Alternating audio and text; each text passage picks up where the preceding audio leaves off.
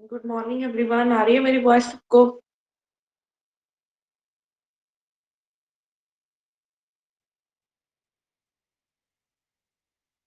Good morning ma'am. Yes ma'am. Okay, तो next हम discuss करते हैं थर्ड असाइनमेंट। तो थर्ड असाइनमेंट में देखो, जिसका फर्स्ट क्वेश्चन तो रिपीट हुआ है। जिसका फर्स्ट क्वेश्चन देखो रिपीट हुआ है, ये पहले भी कर चुके हैं। याद है सबको? ये क्वेश्चन हो जाएगा। यस मैम, साइक्लिक प्रोसेस के लिए डेल्टा यू की value 0, delta Q is equal to W1 plus W2 plus W3 plus W4। इधर सम करके उधर सम करके मतलब कि सब्ट्रैक्ट कर देंगे, W4 की वैल्यू आ जाएगी। साइक्लिक को सेलेक्ट में ये जीरो हो जाएगा। तो फर्स्ट लॉ से डेल्टा क्यू हो जाएगा डेल्टा डब्ल्यू के इक्वल। इसको हम लिखेंगे Q1 plus Q2 plus Q3 plus Q4। ऐसे ही यहाँ पे हो जाएगा W1 plus W2 plus W3 plus W4। हमने निकालना क्या है? W4 निकालना है। तो ये हो जाएगा Q1 की वैल्यू 5960, फिर -5585 -2980 +3645।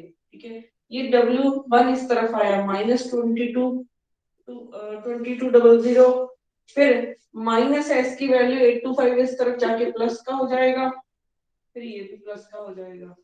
ठीक है, इसको सॉल्व करके आपके पास W4 की वैल्यू आ जाएगी। ठीक है, उसके बाद नेक्स्ट क्वेश्चन है क्वेश्चन नंबर 2।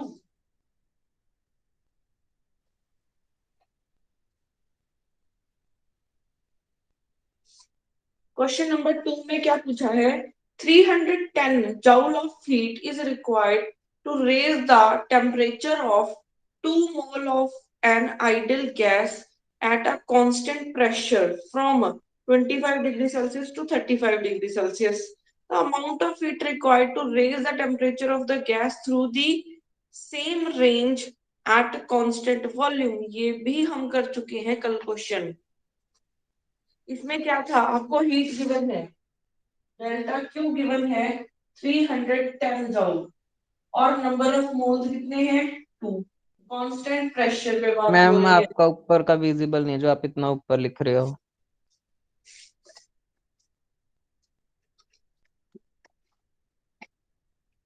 अब अभी ठीक है देखो, मैम। ठीक है।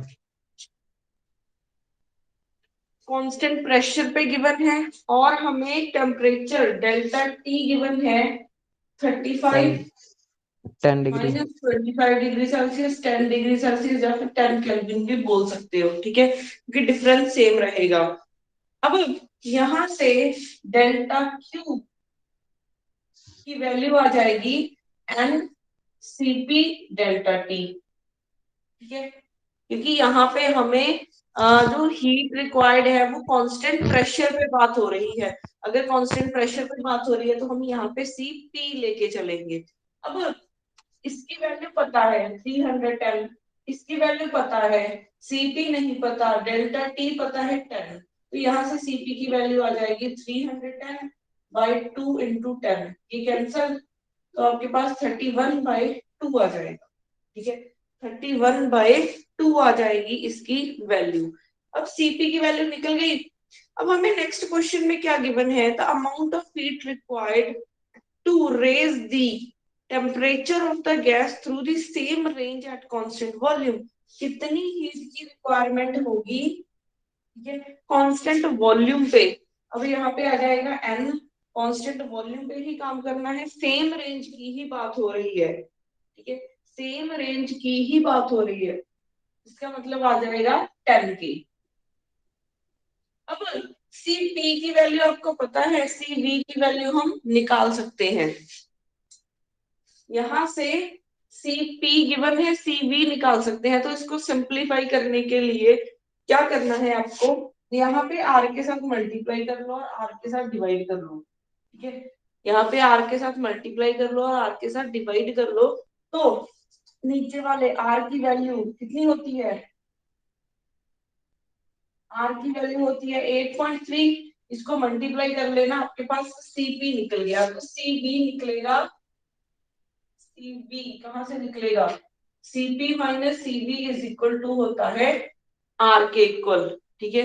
Cp माइनस Cv इक्वल होता है R के, तो यहां से हम निकालेंगे Cv, तो Cp माइनस R हो जाएगा, तो ये बन जाएगा 31 into R by 2 into 8.3 minus R. यहाँ से आपका Cv निकल गया, यहाँ पे Cv पुट करो, n की वैल्यू 2 गिवन है 10 के, यहाँ से आपका डेल्टा Q निकल जाएगा, ठीक है।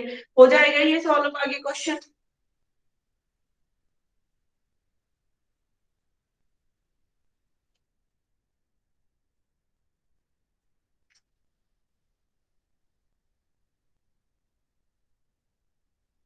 हाँ जी, हो जाएगा question solve. Yes ma'am.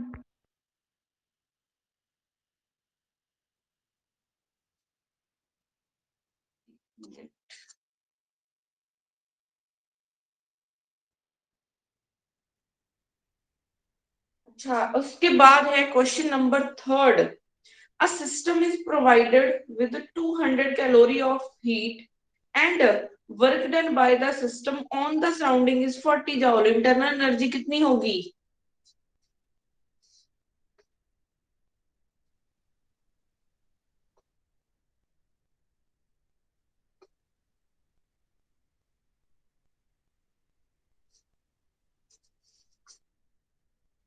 A system is provided with 200 calorie of heat, means delta Q की वैल्यू गिवन है 200 कैलोरी।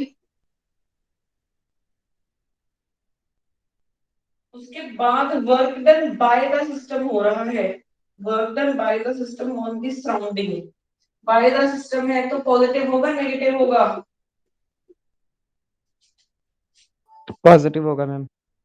ओके, देखो एक वैल्यू आपको कैलोरी में गिवन है, एक जूल में गिवन है, तो आपने क्या करना है, 1 कैलोरी, और आंसर किसमें है, जूल में है, तो 1 कैलोरी होता है 4.2 जूल। 2 जूल। तो यहाँ से 200 इंटू 4.2 कर लेना, 840 जूल आ जाऊगा। ये बनेगा। अब डेल्टा क्यू डेल्टा यू निकालना है, तो यहाँ से निकल जाएगा delta Q minus delta W. तो डेल्टा क्यू की वैल्यू 840 जूल माइनस 40 जूल, तो ये 800 जूल हो जाएगा इसका आंसर। मैम इंक्रीज बाय फिर ये इंक्रीज हुआ है डिक्रीज हुई है? वैल्यू पॉजिटिव आ रही है तो इंक्रीज होगी। हाँ जी, यहाँ से भी आप देख सकते हो, आपने सिस्टम को हीट दी 840, ठीक है, सिस्टम ने वर्क किया सिर्फ 40, तो जो लॉ ऑफ कंजर्वेशन के अकॉर्डिंग बाकी कितनी बची, 800। 800 क्या बनेगी उसकी, इंटरनल एनर्जी बन जाएगी, तो इंक्रीज ही हुई है। या फिर आप यहाँ पे पॉजिटिव या फिर नेगेटिव साइन से देख सकते हो। उसके बाद क्वेश्चन नंबर फोर्थ है, when a system is taken from state 1 to state F along the path AIAF, it is found that Q is 50 calorie and W is 20 calorie along the path IBF। Q given है, W along the path कितनी value होगी?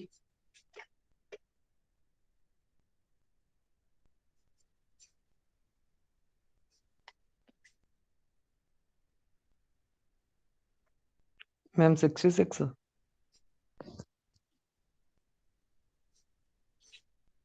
बाकियों की कितनी आ रही है?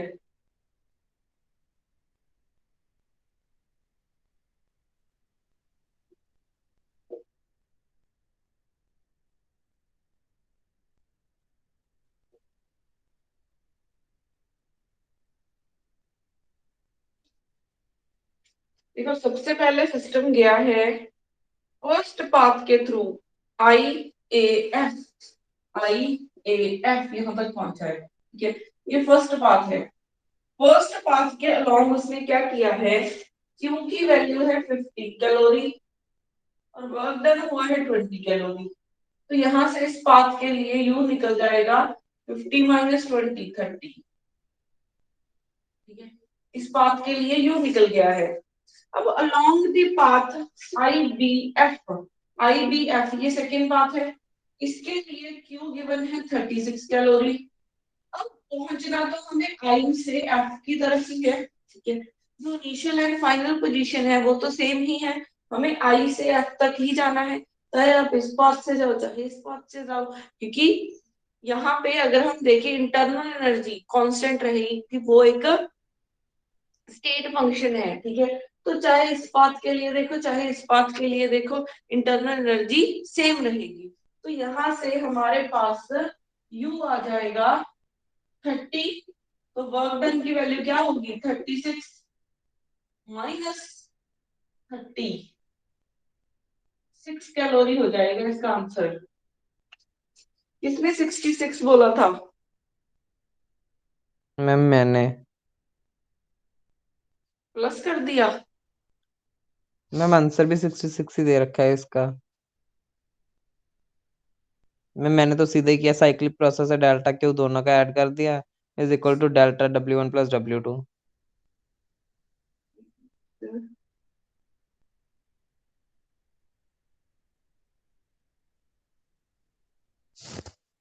W along the path IBF, IBF के along देखोगे 30 कैलोरी तो आपका यही है, Q 36 गिवन है, तो वर्क डन की वैल्यू 6 कैलोरी ही आनी चाहिए। आपने प्लस कैसे, आपने कैसे किया है? मैम साइक्लिक दोनों को। प्रोसेस, साइक्लिक प्रोसेस कैसे हो गया ये? साइक्लिक प्रोसेस कैसे हो गया ये? ठीक है मैम। यहां से यहाँ पे आए हो, यहां से यहाँ पे आए हो, वापस तो आए ही नहीं, साइक्लिक प्रोसेस नहीं है ये। ठीक है मैम। 6 कैलोरी ही आएगा इसका आंसर। पीछे क्यों गिवन है, फोर्थ का डी गलत दिया हुआ है।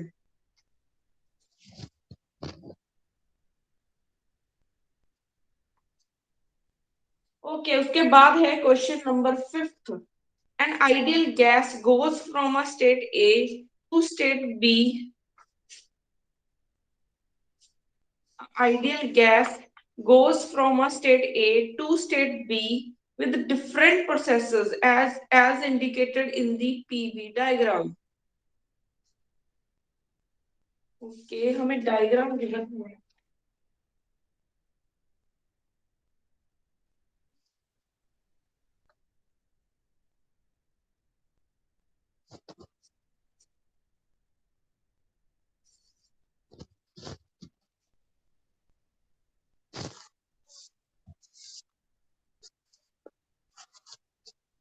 इस तरफ P है, इस तरफ V है।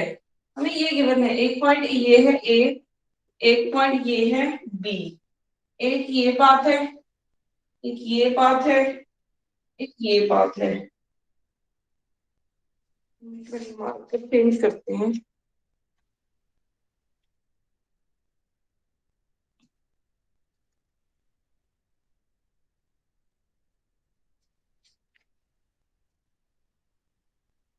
ये फर्स्ट पाथ है, ये सेकंड पाथ है, और ये थर्ड पाथ है, ठीक है। An ideal gas goes from A to B with the three different processes as indicated in the PV diagram. तो A से B जाने के लिए तीन पाथ हैं। If Q1, Q2, Q3 indicates the heat absorbed by the gas along the three process and delta U1, U2, U2 indicates the change in internal energy along the three processes respectively, then अब हमें बताना है कि किसकी heat सबसे ज्यादा होगी और किसकी इंटरनल एनर्जी सबसे ज्यादा होगी। तो ये कौन बताएगा इस डायग्राम को देख के? एक मिनट रुकना, मैं ना इंक डालूंगी इसमें।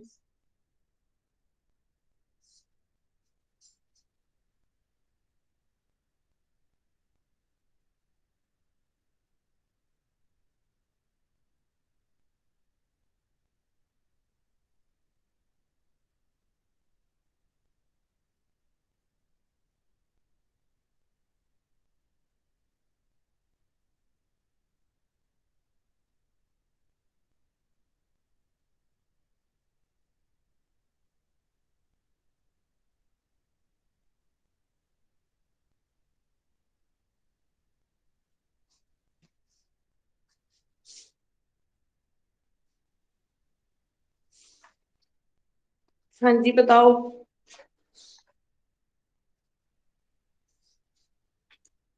पहले अगर आप देखोगे ए से बी की तरफ, अगर आप फर्स्ट पाथ से आए, ये फर्स्ट पाथ के लिए Q1 है हीट, और इसके लिए है U1, ठीक है। अब आपके पास तीन चीजें हैं, और तीन चीजों में अगर आपने हीट देखनी है, ठीक है, हीट देखने के लिए आप कौन सी चीज देखोगे? हीट देखने के लिए आप कौन सी चीज देखोगे, वो बता सकता है?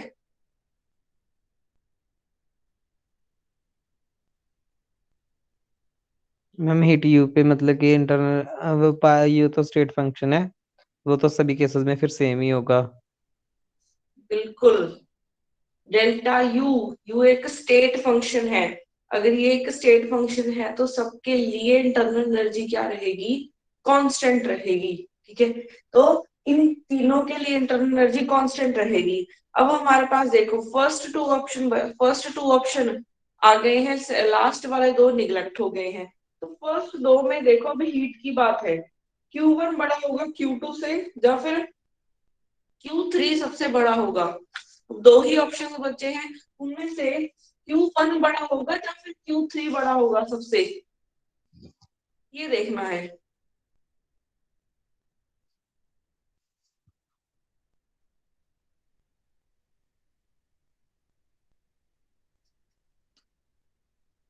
बताओ सोच के, अब तो इतने क्वेश्चंस हो गए हैं।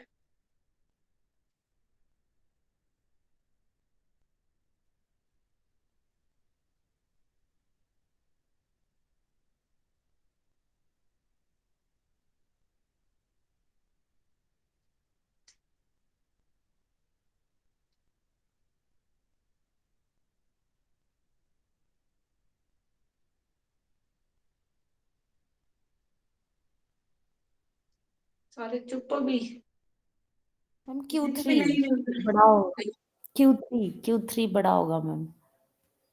Q3 कैसे बड़ा होगा?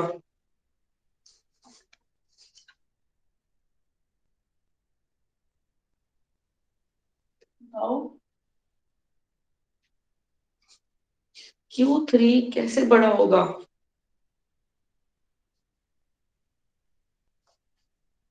क्योंकि मैम स्टेट फंक्शन नहीं है ना, इसलिए।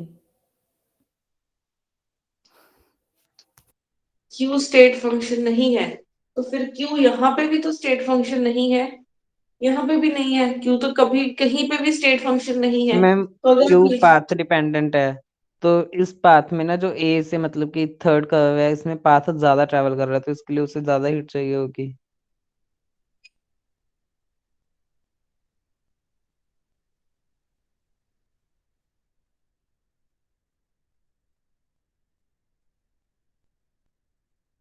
मैम स्क्रीन चली गई है।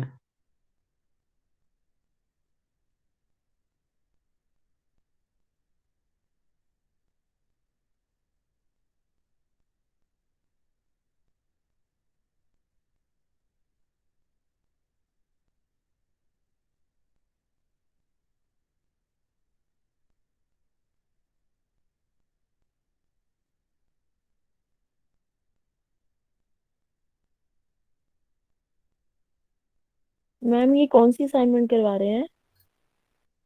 थर्ड असाइनमेंट है। और वाली अभी है तो मैं प्लीज एक बार ग्रुप में सेंड कर दो, मेरे को मिल नहीं रही है ये वाली।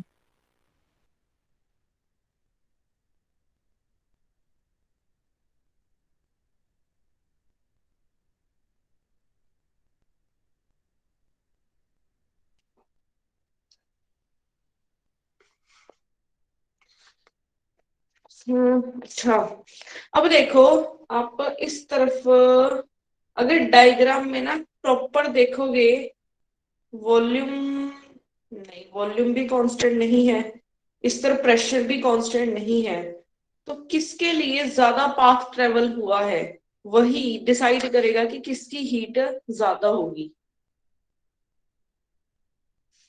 मेरी वॉइस आ मैम रही है क्या Q3 बैटरी? के लिए सबसे ज्यादा आ रही है बैटरी, मैम, आ रही है। ओके, क्योंकि ना वाईफाई बंद हो गया था, इस वजह से पूछा। हाँ जी, क्या पूछ रहे थे अलका? यस मैम Q3 के लिए, मैम Q3 के लिए ज्यादा पाथ फॉलो कर रहे हैं, इसीलिए है कि Q3 ज्यादा होगा। अच्छा, इन्होंने तो ऑप्शन में Q1 दे रखा है, वो क्यों दे रखा है? फिर नहीं पता मैम, लग नहीं रहा लॉजिक। वैसे ना Q3 ही आंसर होगा इसका, क्योंकि इसमें ही ज्यादा पाथ ट्रेवल हुआ है।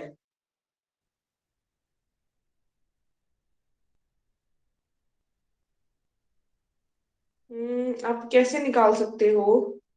हाँ, जिसकी वर्क डन की वैल्यू ज्यादा आएगी, जिसकी वर्क डन की वैल्यू ज्यादा आएगी उतनी, क्योंकि हीट तो जो इंटरनल एनर्जी है वो तो कांस्टेंट है, तो उतनी हीट ज्यादा देनी पड़ेगी हमें, ठीक है। तो अब वर्क डन निकालो। वर्क डन कैसे निकालते हैं हम? किसी ग्राफ से एरिया निकालो, उस कर्व का, उस कर्व का एरिया निकालो। एरिया अंडर द कर्व आपको वर्क डन देके जाएगा। निकाल सकते हो इसका एरिया क्या होगा? मैं फिर एरिया अंडर द कर्व तो 1 कर्व के नीचे ज्यादा आएगा मेरे ख्याल। हाँ जी, एरिया अंडर द कर्व तो 1 कर्व 1 के नीचे ज्यादा आएगा। बिल्कुल, उसके नीचे ज्यादा आएगा। अगर आप इसका देखोगे, सिर्फ इतना एरिया आ रहा है, इसके लिए इतना एरिया बन रहा है, इतना। तो जब भी आपने वर्क डन निकालना हो तो आप क्या देखोगे? अगर आपको कर्व गिवन है तो एरिया अंडर द कर्व निकाल लो, जितना आपका वर्क डन ज्यादा होगा, ठीक है। ये हमारे पास यही है, delta Q is equal to delta U plus delta W, ठीक है। जितना आपका वर्क डन ज्यादा होगा उतनी हीट ज्यादा होगी, तो Q1 के लिए वर्क डन ज्यादा हो जाएगा, ठीक है, क्योंकि एरिया अंडर द कर्व ज्यादा हो गया है, तो उतना ही हमारे पास हीट ज्यादा हो जाएगी, ठीक है। क्लियर है ये चीज सबको? तो माइंड में एक चीज रखो कि वर्क डन अगर कर्व से, सॉरी, हीट अगर कर्व से निकालनी है तो वर्क डन निकाल लो, ठीक है। तो वर्क डन क्या होता है? Area under the curve. Ma'am area under the curve ma'am पूरा लेते हैं कि सिर्फ जस्ट ए बी सी जो इनक्लोज करता है उसकी बात करते हैं सिर्फ? एरिया अंडर द कर्व पूरा लिया जाता है, क्योंकि अगर तो क्लोज कर्व है, ठीक है, अगर तो क्लोज कर्व है तो सिर्फ उस क्लोज कर्व का ही एरिया लिया जाता है। बट ये क्लोज कर्व नहीं है, ये एक क्लोज कर्व नहीं है, इसको कौन क्लोज करेगा? ये वाला एरिया क्लोज करेगा।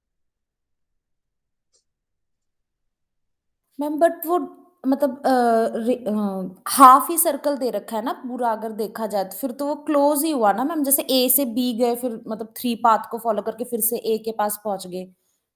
ये नहीं, आपके पास ये खुला है, सिर्फ ऐसे खुला है, तो ये क्लोज कैसे हुआ? तो आपको तो इसका पूरा एरिया देखना पड़ेगा ना। हाँ जी मैम, ठीक है मैम, ठीक है ma'am.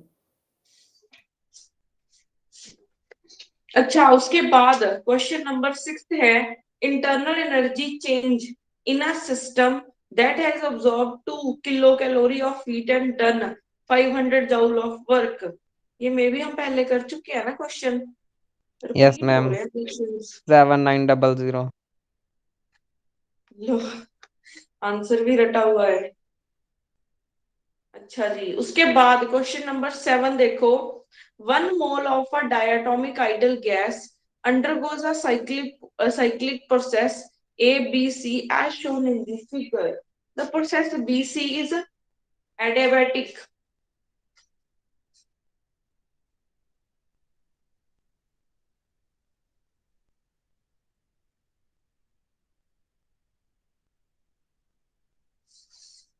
One mole of a diatomic ideal gas undergoes a cyclic process ABC as shown in the figure.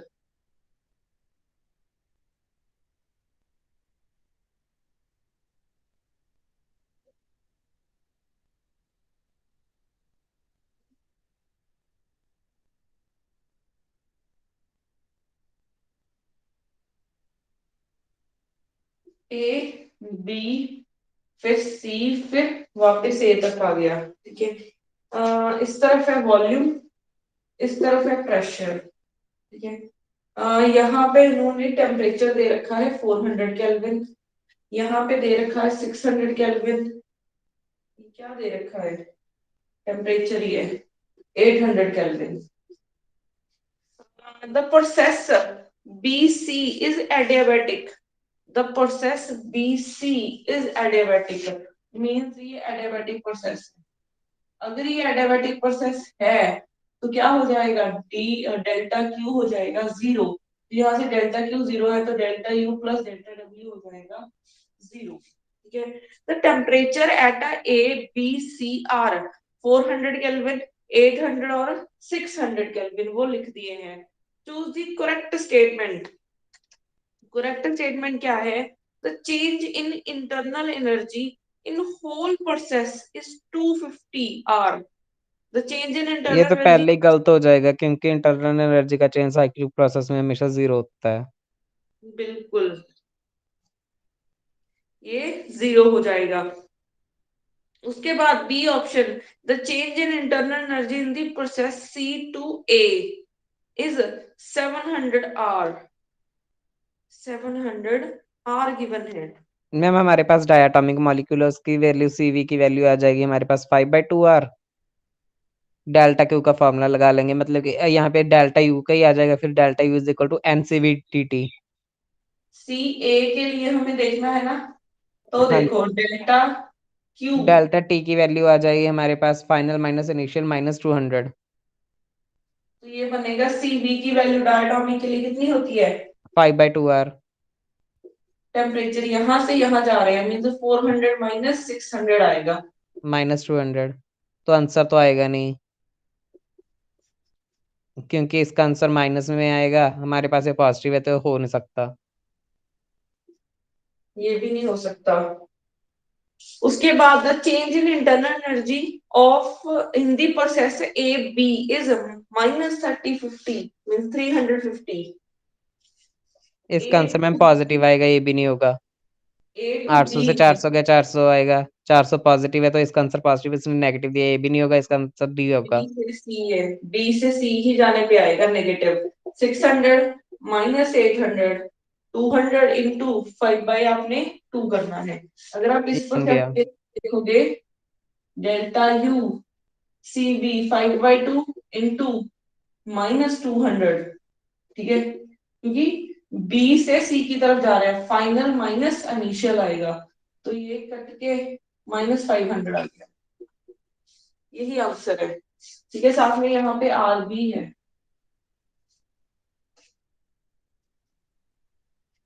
अच्छा, उसकी क्लियर है ये क्वेश्चन सबको? Yes ma'am. Yes ma'am. उसके बाद क्वेश्चन नंबर 8 है, a gas is suddenly expand such that its final volume becomes 3 times its initial volume. A gas is suddenly expands such that its final volume becomes 3 times its initial volume.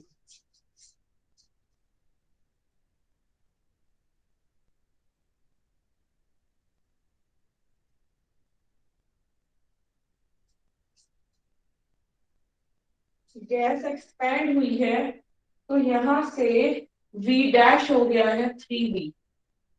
ठीक है, v dash हो गया है 3v। if the specific heat at a constant volume of the gas is cv की value given है हमें 2r, cv की value given है हमें 2r, then the ratio of initial to final pressure is nearly equal to initial to final pressure means pi by pf किसके equal होगा, ये बताना है हमें। ये कहां से निकाल सकते हैं हम, ये कौन सा प्रोसेस हो रहा है, पहली बात सडनली एक्सपैंड की है ये gas, adiabatic process. Yes adiabatic process है। तो एडियाबेटिक में क्या होता है, मैम एडियाबैटिक प्रोसेस में सडन चेंज होता है। बिल्कुल सडन चेंज होता है उसमें। ठीक है मैम, फिर delta Q 0। Delta Q 0, delta U plus delta W हो जाएगा इसके इक्वल।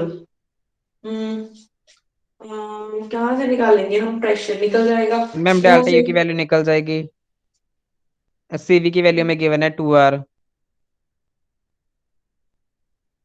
प्लस यहाँ पे डेल्टा डब्ल्यू की वैल्यू होती है पीडीवी, यस मैम।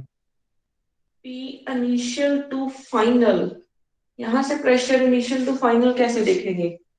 देख सकते हैं, देखो टेम्परेचर की क्वेश्चन में बात ही नहीं की गई है, बट यहाँ पे टेम्परेचर की अगर बात ही नहीं की गई है तो हम टेम्परेचर की वैल्यू सब्स्टिट्यूट कर लेते हैं। कैसे सब्स्टिट्यूट करेंगे वैल्यूज की?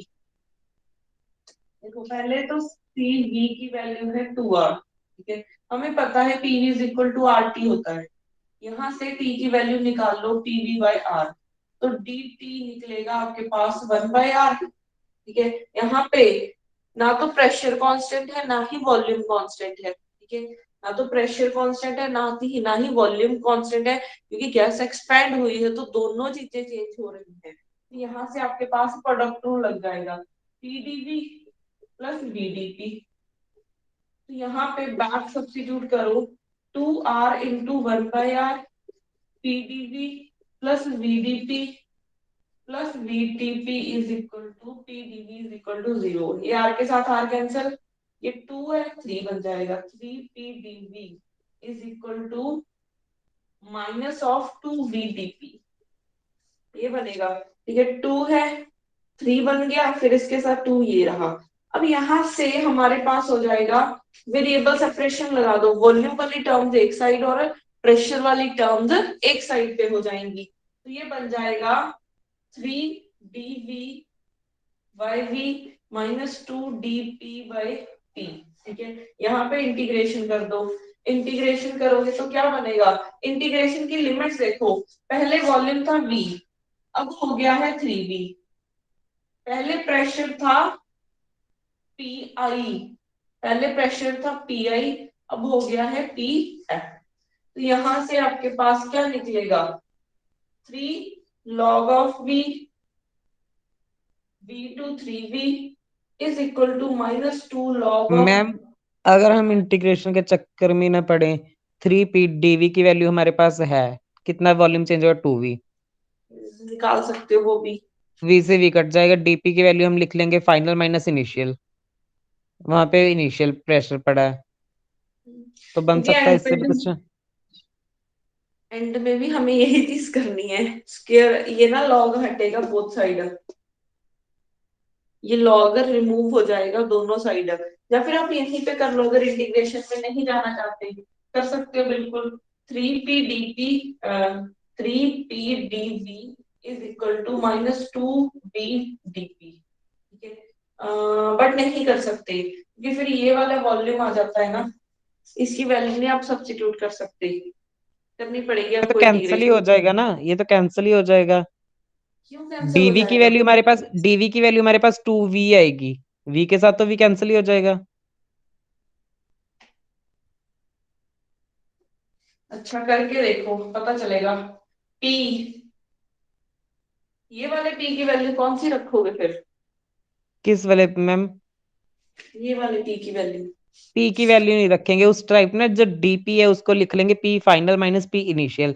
ये हमारा p है जो वो स्टार्टिंग वाला p है। क्यों स्टार्टिंग वाला पी क्यों होगा?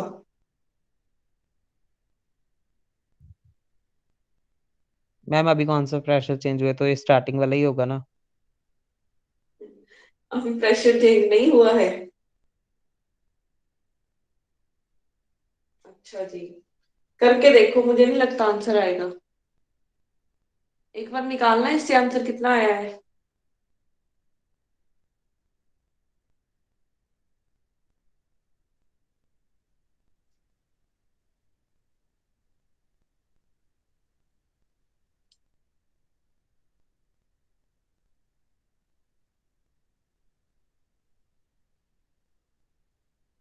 कितना आया आंसर?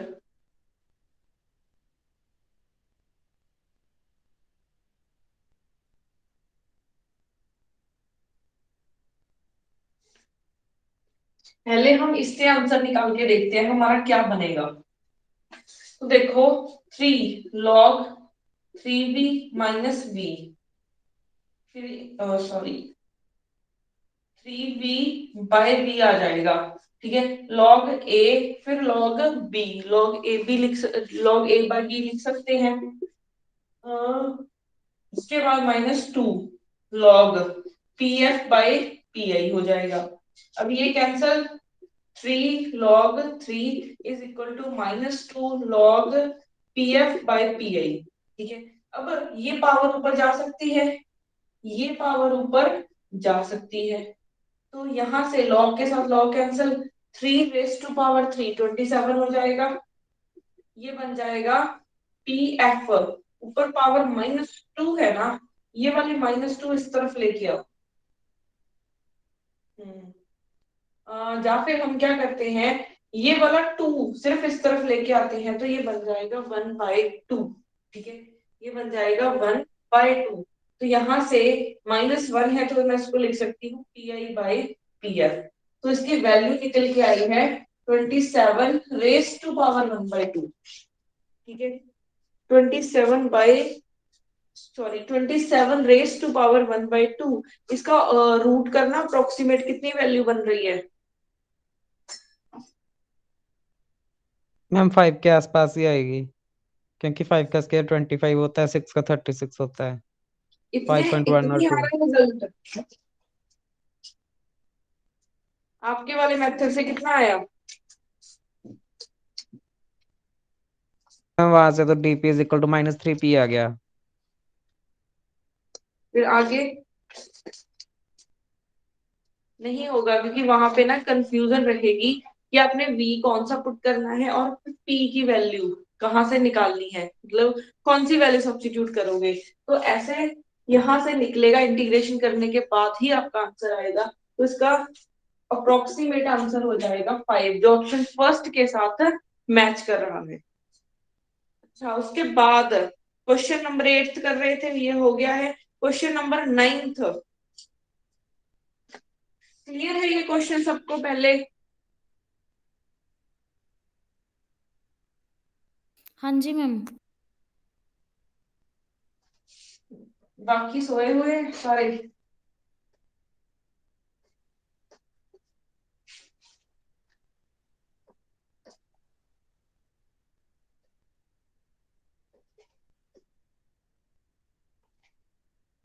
ओके, तो क्वेश्चन नंबर 9 है, a closed hollow insulating cylinder is filled with a gas at 0 degree Celsius and also contain an insulated piston of negligible weight and thickness at the middle point. The gas on one side is heated to 100 degrees Celsius. If the piston moves 5 centimeter, the length of the hollow cylinder is कितनी होगी?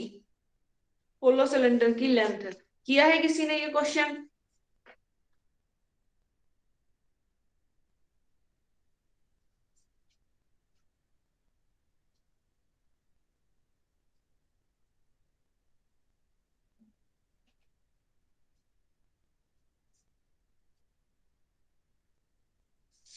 किया है किसी ने ये question?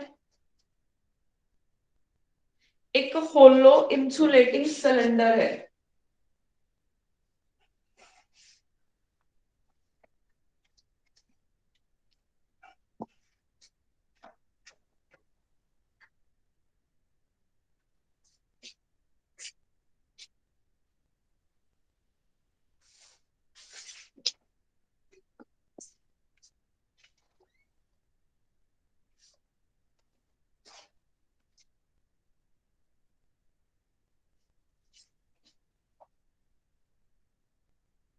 एक cylinder है, ठीक है, होलो है ये, और इसमें गैस फिल्ड की गई है। इंसुलेटिंग है मतलब कि डेल्टा टी 0 रहने वाला है। डेल्टा टी बोल रही हूँ, डेल्टा क्यू 0 रहने वाला है, क्योंकि इंसुलेटिंग है। अब हमने गैस फिल की 0 डिग्री सेल्सियस पे। Also contain an insulated piston, एक पिस्टन भी लगी हुई है यहाँ पे।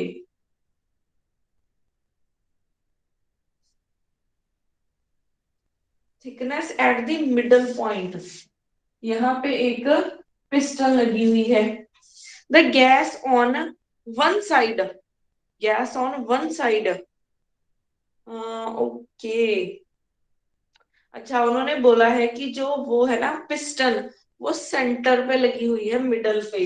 इसका मतलब यहाँ कहीं लगी होगी piston.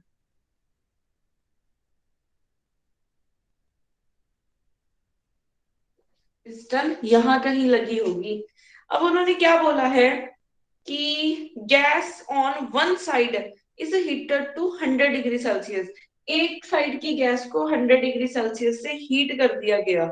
If the piston moves 5 centimetre, the length of the hollow cylinder is.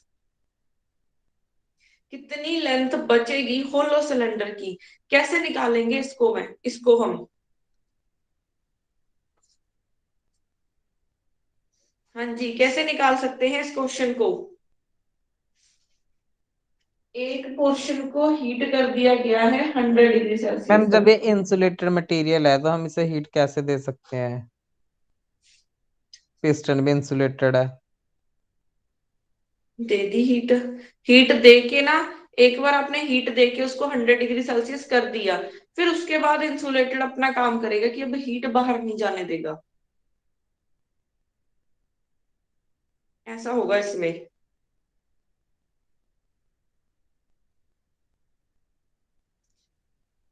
Okay, देखो पहले वो पड़ी थी सेंटर पे, ठीक है, पहले पड़ी थी सेंटर में। अब हमने डेल्टा टी कितना चेंज हुआ है? डेल्टा टी में चेंज हुआ है 100 डिग्री, या फिर केल्विन में बात करो, ठीक है, 100 केल्विन टेम्परेचर चेंज हुआ है।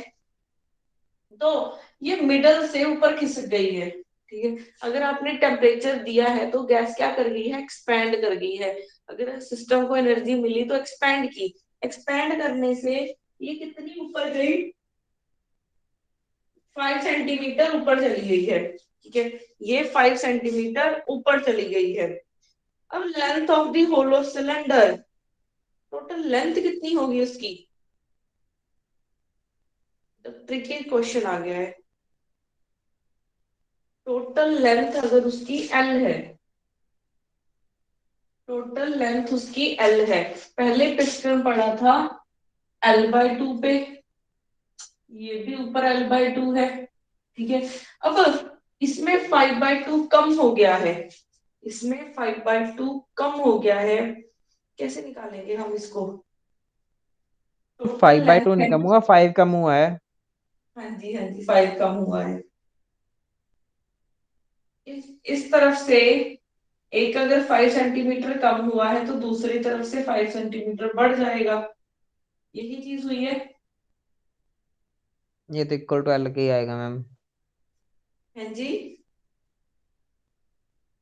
ये तो मुझे पता है, इक्वल टू ये तो कैंसिल हो जाएंगे, ये आ जाएगा। यहां से लेंथ कैसे निकलेगी हमारी? टोटल लेंथ का एस्टिमेट लगाना है कि कितनी लेंथ होगी। नहीं नहीं नहीं, length of the hollow cylinder कितनी होगी ये निकालना है हमें। हाँ जी मैम, मतलब कि हमें एल की वैल्यू निकालनी है। वहीं से निकलेगी। एल लेंथ कहाँ से निकल सकती है? डी क्यू से। डी क्यू का लेंथ के साथ कोई रिलेशन पड़ा है? नहीं पढ़ा हमने। No ma'am. एन नहीं पढ़ा हमने। और कौन सा फॉर्मूला हो सकता है? लेंथ का हमने एक और कौन सा फॉर्मूला किया है? मैम ये ये निकलेगा तो ना मेरे ख्याल वर्क डन से निकलेगा। ये +2 में किया हुआ है फॉर्मूला। सॉरी, +2 का क्वेश्चन है ये। मैम अगर निकलेगा तो ये वर्क डन से निकलेगा। वर्क डन को सिंपल उस फॉर्म में ले लो, फोर्स इंटू dx की फॉर्म में। पर फोर्स नहीं ना पता। फोर्स नहीं पता, प्रेशर पता है? कुछ नहीं पता मैम, सिर्फ टेम्परेचर पता है। वर्क डन और होता है pdv। वर्क डन होता है pdv। अब आपको प्रेशर नहीं पता, प्रेशर नहीं पता, बट आइडियल गैस है, तो हम यहाँ पे क्या लगा सकते हैं? हम PV is equal to NRT लगा सकते हैं। तो यहां से निकाल लो किसकी वैल्यू? पी की वैल्यू आ जाएगी NRT/V। तो हम इसे फिल कर देंगे। क्या यहाँ पे टेम्परेचर कांस्टेंट है? पॉइंट है मैम टेम्परेचर। अब हमने उसे 100 डिग्री सेल्सियस पे कर दिया है तो उसका टेम्परेचर तो कांस्टेंट हो ही जाएगा ना। पहली चीज, इंसुलेटेड है सिस्टम। अगर सिस्टम इंसुलेटेड है तो यहाँ पे एडियाबेटिक वाली क्वेश्चन लग सकती है, लग सकती है ना एडियाबेटिक वाली क्वेश्चन। हाँ जी मैम। तो वहां से ये नहीं लगाएंगे हम, ये वाली क्वेश्चन नहीं लगाएंगे क्योंकि सिस्टम इंसुलेटेड है। अगर सिस्टम इंसुलेटेड है तो वहां पे एडियाबेटिक स्टेट इक्वेशन आ जाएगी, PV gamma is equal to constant.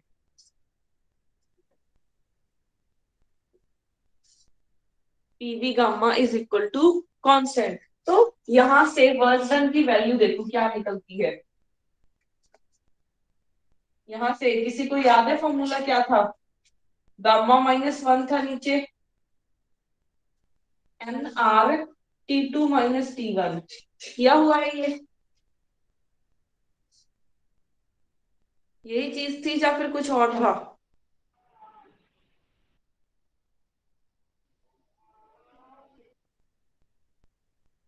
Ma'am यही वाला फॉर्मूला है। यही वाला फॉर्मूला है ना। अब आपका टेम्परेचर कितना चेंज हुआ है? डेल्टा टी, डेल्टा टी है 100, डेल्टा टी है 100, बट यहाँ से निकलेगा नहीं आंसर। आपको वर्क डन की वैल्यू पता चल जाएगी, सिंपल। इसी का ना कुछ और ही मेथड होगा निकालने का। चलो ये देखेंगे। एक तो आपका कल वाला क्वेश्चन करवाना बाकी है, एक इस पे टिक कर लेना, याद करवा देना मेरे को क्वेश्चन उसके एंड में, लेक्चर के एंड में, ठीक है। उसके बाद क्वेश्चन नंबर 10 देखते हैं, नहीं तो इस पे टाइम वेस्ट होगा। क्वेश्चन नंबर 10 देखते हैं। The pressure and density of a diatomic changes adiabatically from P2, ये वैल्यूज दे रखी हैं, then P' by P should be. ये तो बहुत सिंपल क्वेश्चन है। कितना आएगा इसका आंसर? सॉल्व करके बताना जल्दी से।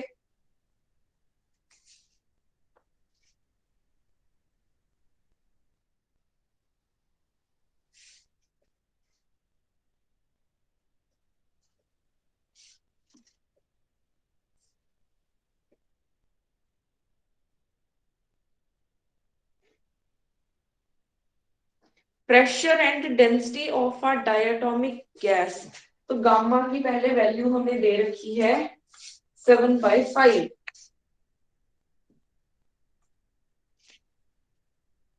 गामा की वैल्यू दे रखी है 7/5। एडियाबेटिकली चेंज कर रहा है, मींस डेल्टा क्यू की वैल्यू 0 है। प्रेशर P एंड डेंसिटी 2 गया है P' एंड रो डैश, ठीक है। अब हमें रो डैश बाय रो की वैल्यू दे दी गई है 32। पूछा है P'/P की कितनी वैल्यू होगी। आपने कहीं रिलेशन पढ़ा है डेंसिटी और प्रेशर में? डेंसिटी और प्रेशर में क्या कोई भी रिलेशन देखा हुआ है?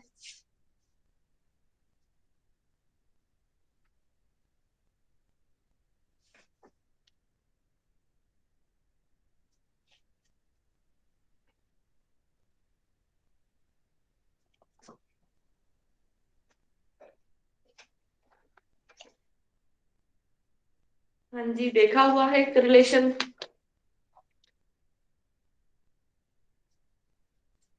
एडियाबेटिक के लिए हम यहां से हो जाएगा delta U plus delta W is equal to 0।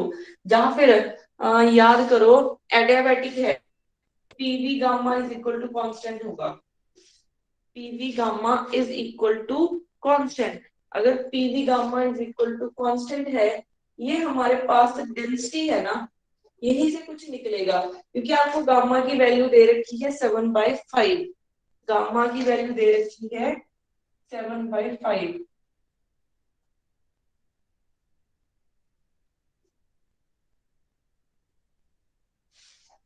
Okay.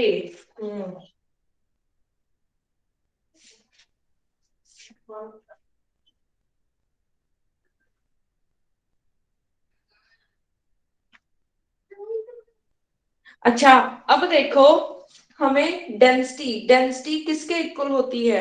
Density हमारे पास होती है मास पर यूनिट वॉल्यूम, यही चीज होती है ना, मास पर यूनिट वॉल्यूम। यहाँ पे मास हो जाएगा M/V डैश, ऐसे ही यहाँ पे हो जाएगा ये।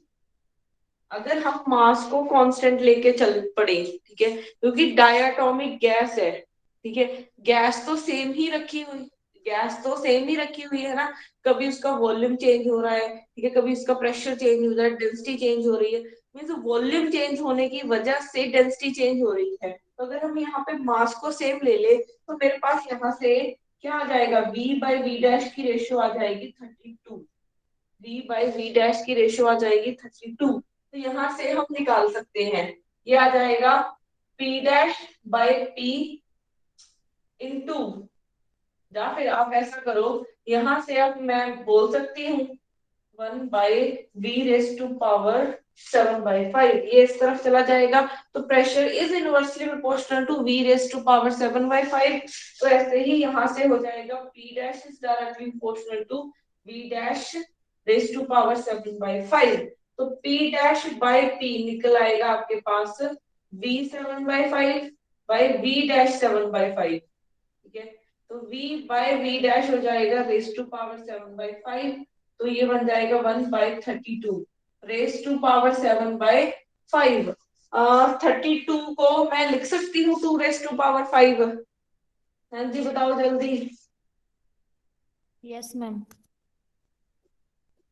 तो ये कैंसिल हो गया, 5 के साथ 5 कैंसिल, 1/2⁷ आ गया, 1/2⁷ कितना हो जाएगा, 128। हाँ जी मैम। 1/128 ये हो जाएगा इसका आंसर। क्लियर है ये चीज सबको?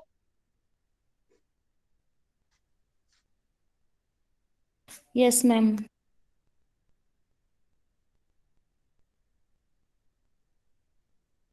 ओके, उसके बाद नेक्स्ट क्वेश्चन है 11th क्वेश्चन। मैम एक सेकंड। हाँ जी,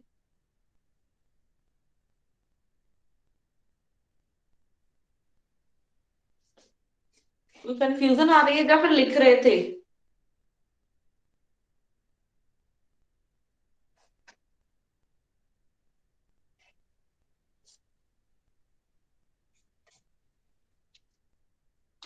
मैम हो जाएगा मैम, कर दो अब।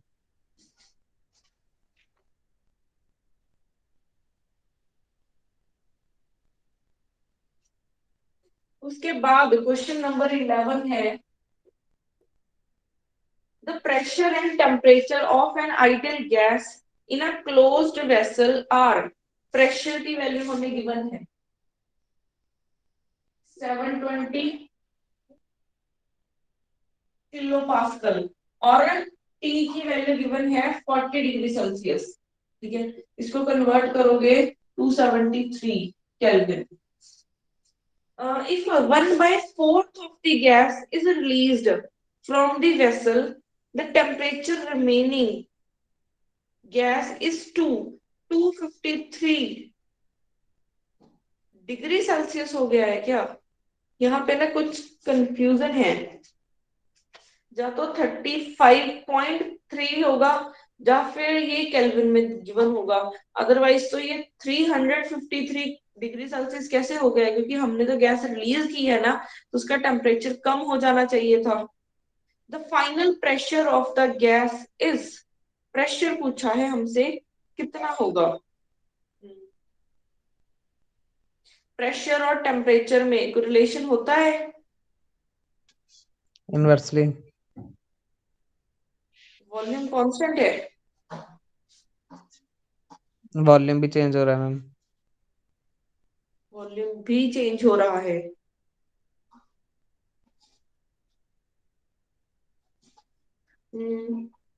बट जो वॉल्यूम है, अगर हम एक वेसल का ही लेके चले, अगर वॉल्यूम हम वेसल का ही लेके चले, तब मैं वॉल्यूम टोटल कांस्टेंट बोल सकती हूँ, यस मैम। ठीक है। उन्होंने बोला है क्लोज्ड वेसल, तो अगर आपको उसमें से बाहर भी निकाल दोगे, गैस बाहर भी निकाल दोगे, तब भी उसका तो वॉल्यूम सेम ही रहेगा ना, उतना तो हमने क्लोज किया ही हुआ है। तो अगर हम यहाँ पे वॉल्यूम कांस्टेंट लेके चल पड़े, मैम एक सीधी सी ऑप्शन आंसर देख के पता चल गया, आंसर 540 आएगा, क्योंकि बाकी सारी ऑप्शंस है ना वो कोई 1080 है, 1440 है, 720 है। टेम्परेचर भी कम हुआ है, वॉल्यूम गैस का मटेरियल भी कम हुआ है, वॉल्यूम उतना ही है, तो उसका प्रेशर पक्का डिक्रीज होगा।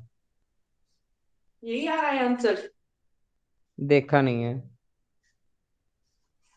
अच्छा, देखो यहाँ से वॉल्यूम कांस्टेंट है, अगर वॉल्यूम कांस्टेंट है तो इसमें तो प्रेशर, प्रेशर बढ़ा रखा है मैम, 1080 बोल रहे तो।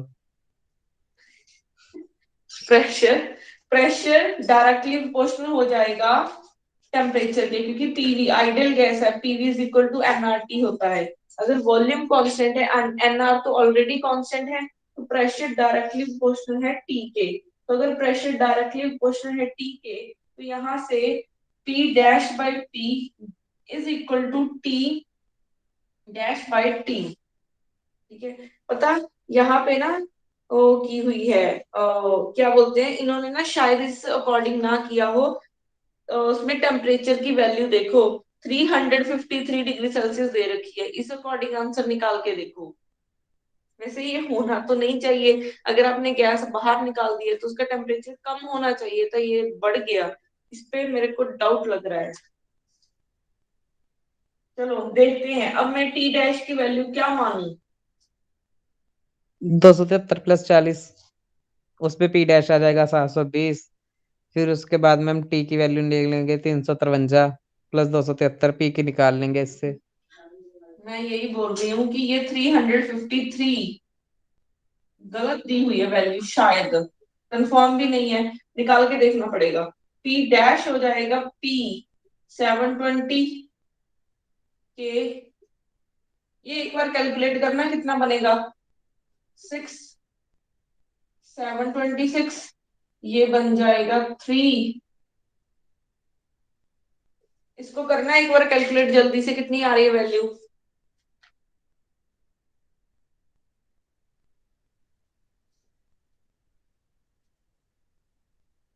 ये तो 1400 के आसपास चल जाएगी मैम।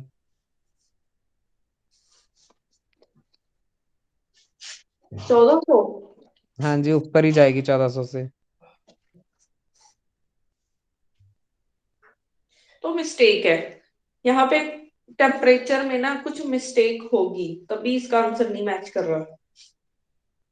चलो ये देखूंगी, मैंने ना किस बुक से डाला था, वहां से चेक करना पड़ेगा कि ये टाइपिंग मिस्टेक है क्या।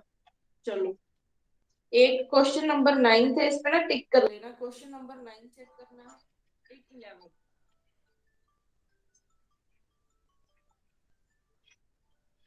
एक मिनट।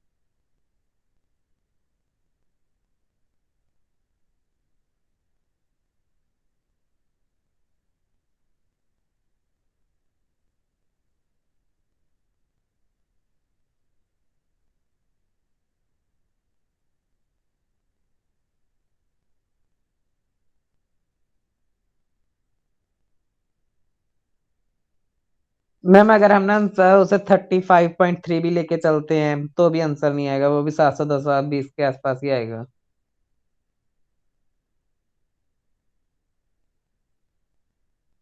आप म्यूट हो। आंसर चेक कर लेंगे कि क्या है।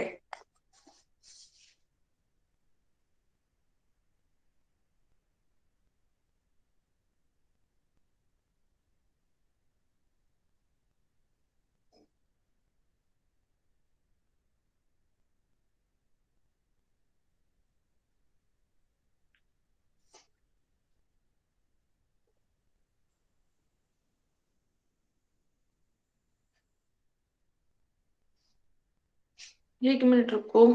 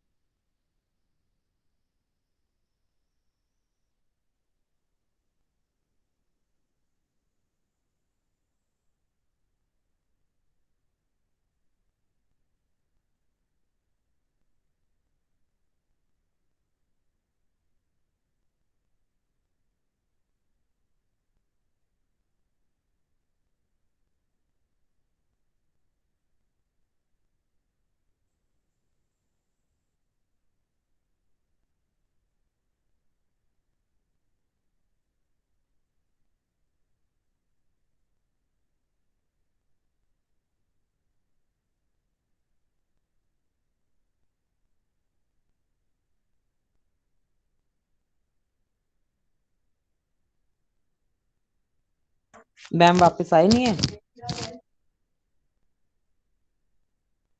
नहीं, अभी तक तो नहीं आए।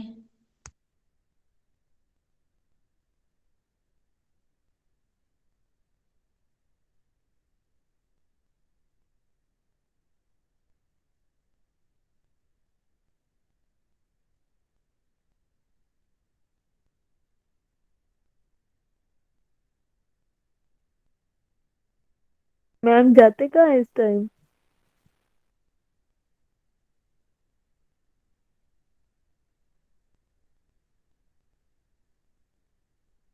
क्या पता, मैम ही जानते हैं। ये ना मीटिंग गए लेफ्ट थे ना थी, मैम, आप हो कहाँ गई से रह गए ज्वाइन। थे? तुम्हें पता नहीं, फोन आया, मैंने काटा, वो मीटिंग ही कट गई। फिर मैं क्या, मीटिंग ही ज्वाइन नहीं हो रही है, फिर लिंक से ज्वाइन किया। मैम हमें लगा पता नहीं कहाँ चले गए। नहीं, वो ज्वाइन ही नहीं हो रही थी मीटिंग।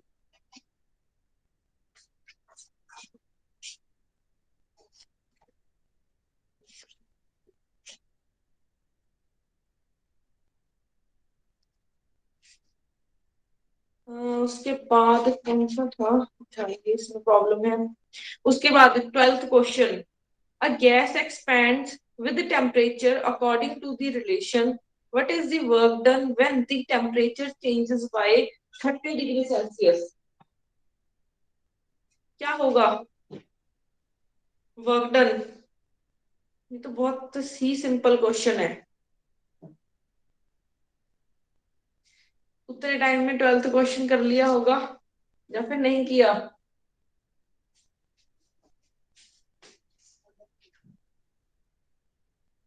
एक गैस एक्सपैंड हुई है with temperature according to the relation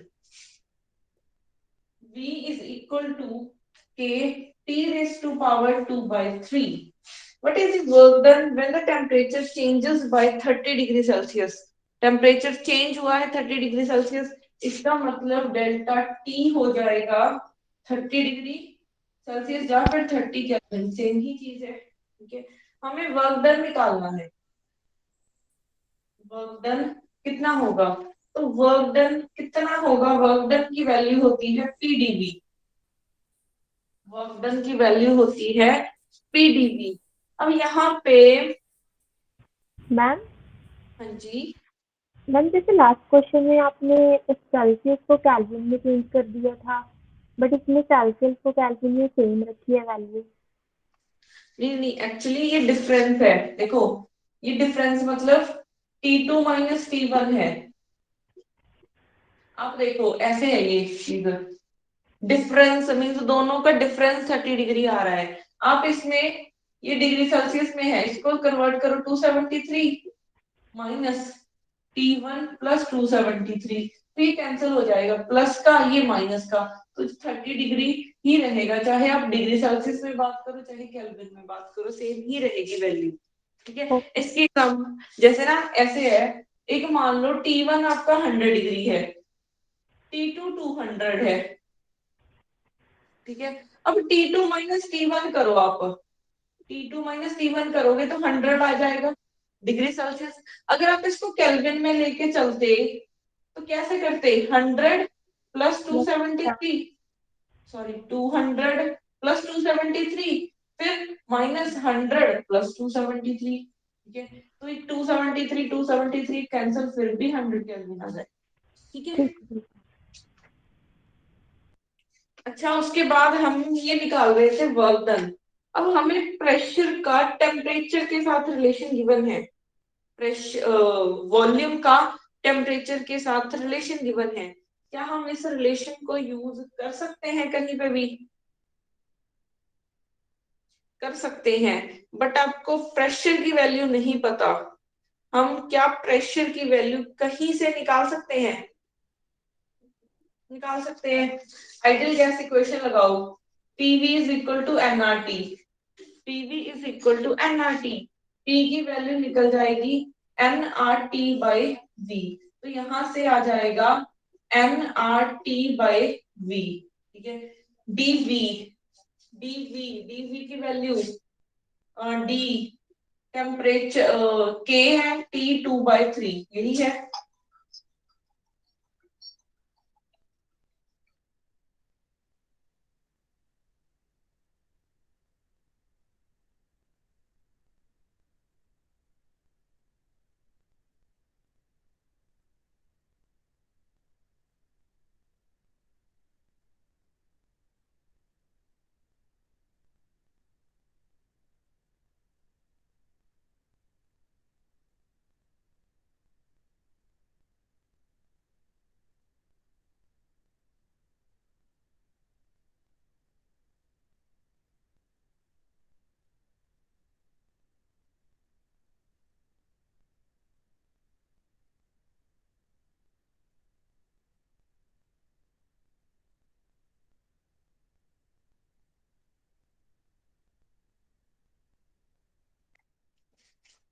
अच्छा, यहाँ पे nRT/V, के तो बाहर आ जाएगा, यहाँ से 2/3, एक पावर माइनस करोगे कितना आएगा, 2/3 -1, 2 - 3 -1/3, फिर यस साथ मैम। में आ जाएगा dt, ये बनेगा आपके पास। फिर इन दोनों को प्लस कर लो, प्लस करके आपके पास बन जाएगा delta W is equal to nR के, अच्छा v की वैल्यू भी यहाँ पे सब्स्टिट्यूट कर लो, कैंसिल हो जाएंगे फैक्टर, T2/3, के साथ के कैंसिल, 2/3, इन दोनों को प्लस करोगे कितनी आएगी वैल्यू, 2/3 ही 2/3 आएगी। 2/3, ये 2/3 कैंसिल हो जाएगा, तो आपके पास बचेगा 2/3 nR इंटू dt, यही चीज बच रही है सिर्फ। तो यहाँ से 2/3 nR, इसका डिफरेंस कितना है, डेल्टा टी हमें गिवन है 30 के, तो ये कैंसिल होके 10 आ गया है, तो 20 nR आ गया है ये 20R, क्योंकि n में तो बात ही नहीं कर रहे ना नंबर ऑफ मोल्स की, ये तो n की वैल्यू 1, तो यहाँ पे 20R इसका आंसर हो जाएगा। क्लियर है ये क्वेश्चन सबको? Yes ma'am. ओके, उसके बाद क्वेश्चन नंबर 13 है, a monotonic gas at a pressure P is suddenly compressed to 1/64 of its of its volume adiabatically। अगर आप एडियाबैटिक नहीं भी लिखा होता, क्योंकि सडन कंप्रेस या फिर सडन एक्सपेंशन होती है तो वो एडियाबैटिक प्रोसेस होते हैं, ठीक है। then the pressure of the gas is, अब एडियाबैटिक क्या हुई है, कंप्रेशन हुई है, तो एडियाबैटिक प्रोसेस है, तो कौन सी इक्वेशन लगाएंगे हम यहाँ पे, तो बता सकता है? PV raised to power gamma constant। PV gamma raised to power constant,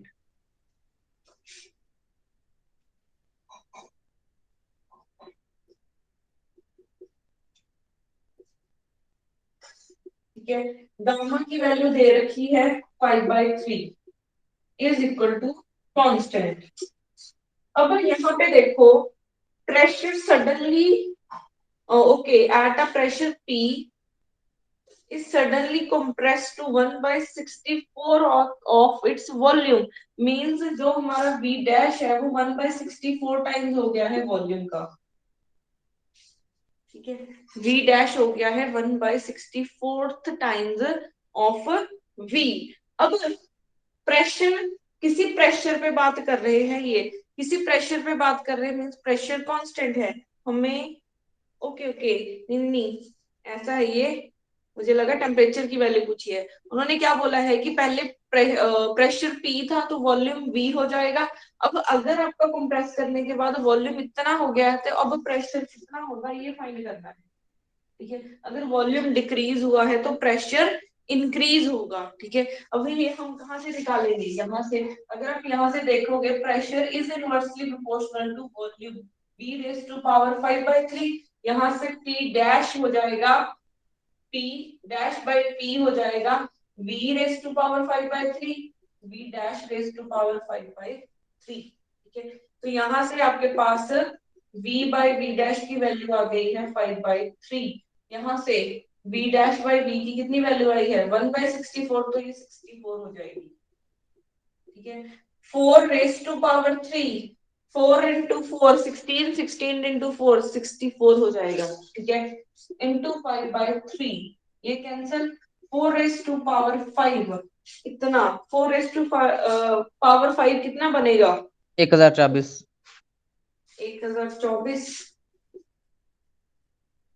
तो यहां से P डैश हो जाएगी 1024 टाइम्स P, ये आ जाएगा आंसर। ओके, उसके बाद नेक्स्ट क्वेश्चन है question number 14। During an adiabatic process if the pressure of an ideal gas is proportional to the Q of its temperature, then ratio gamma is equal to Cp/Cv is, उन्होंने पूछा है gamma की value कितनी होगी।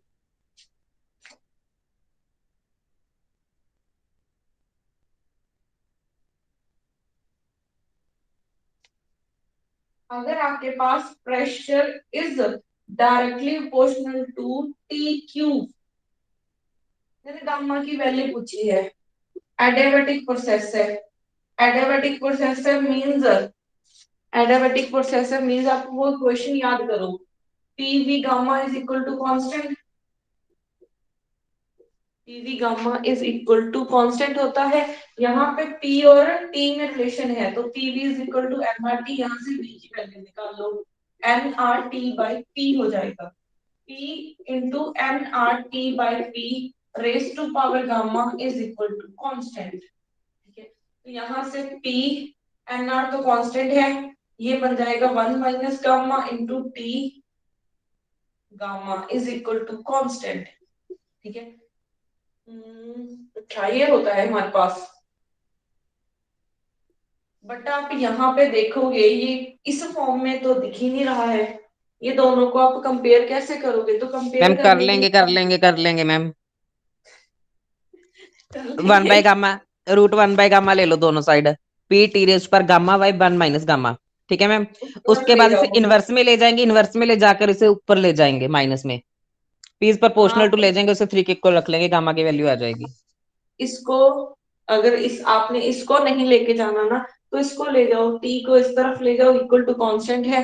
अब पहले ये 1 minus gamma remove करते हैं, तो कैसे करेंगे, gamma by 1 minus gamma is equal to constant.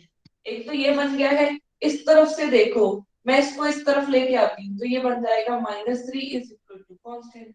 अब कंपेयर हो जाएंगे, पी सेम है, यहाँ पे बेस सेम है, पावर सेम हो जाएंगी, तो -3 is equal to gamma by 1 minus gamma, multiply कर लो, -3 1 minus gamma is equal to gamma, तो -3 + 3 gamma is equal to gamma, तो ये बन जाएगा -2 गामा। ठीक है, तो गामा की वैल्यू आ जाएगी 3/2, गामा की वैल्यू आ जाएगी 3/2। अच्छा, उसके बाद है क्वेश्चन नंबर 15। ये तो बहुत ही ज्यादा इजी है क्वेश्चन है, ये तो मे भी पहले रिपीट भी ये हुआ तो है। पहले कर लिया है हाँ मैम ये। जी, हाँ जी कर लिया पहले है। कर लिया मैम, पहले कर लिया अभी। ओके, क्वेश्चन नंबर 16 जल्दी से रीड करो, हो जाएगा ये। A monatomic ideal gas initially at 17 degrees Celsius is suddenly compressed to 1/8 of its initial volume. The temperature after compression is, जल्दी से निकालो जैसे हमने ये किया था। अब वो सडन हुआ है, जो कंप्रेशन है वो सडन है, मींस ये एडियाबेटिक प्रोसेस होगा। जल्दी से आंसर बताओ इसका, 2 मिनट दिए आपको।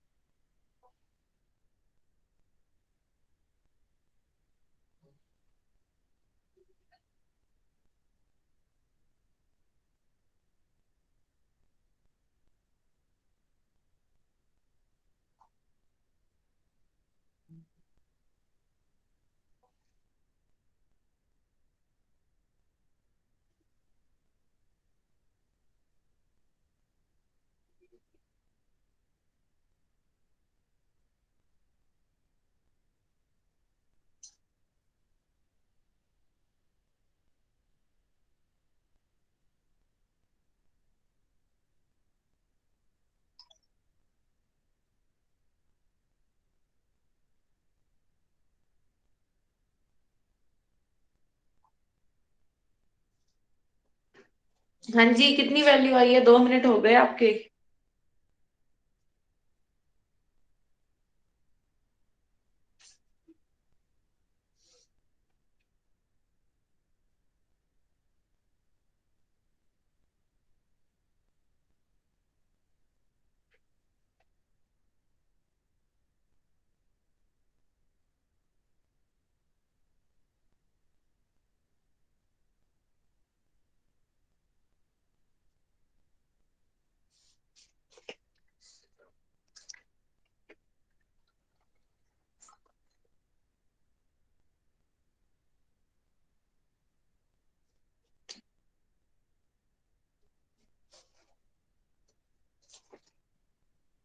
इतना टाइम निकालने में?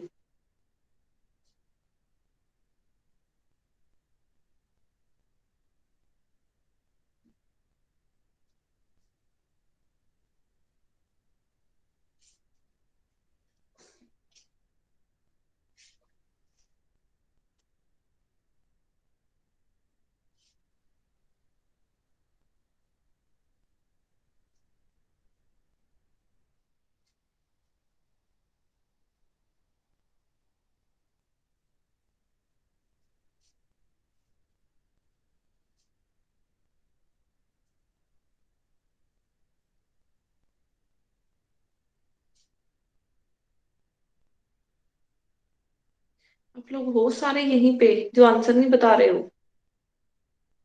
Ma'am none of this.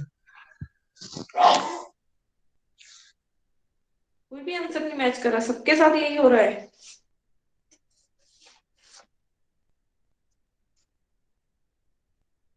यहाँ पे तो उन्होंने सी लिख रखा ऑप्शन है कुछ और ही। सी ऑप्शन बंदा वे कौन सा? सी सी सी ऑप्शन, पीछे भी सी दे रखा है। सी आएगा इसका आंसर। अब ये कैसे आएगा सुरुचि, आप ना ग्रुप में फोटो खींच के भेज देना। ठीक है। मैम अच्छा, गामा उसके सीवी बाद। बटा सीपी होता है। हाँ गामा जी। की वैल्यू आप 3/2 ले गामा लेनी है ना। सीवी बाई सीपी होता है कि हाँ सीपी जी। By C? C P by C V. नहीं मैम इतने गामा की वैल्यू 3/2 ले लेनी है आप। क्यों 3/2 क्यों आएगी गामा दी वैल्यू? मोनोटोमिक गैस नहीं है।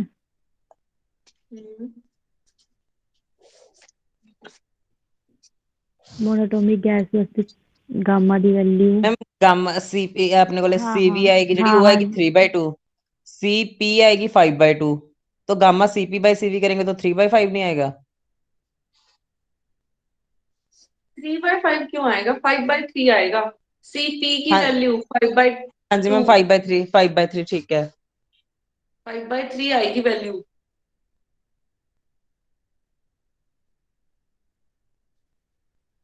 ये की थी मिस्टेक आपने।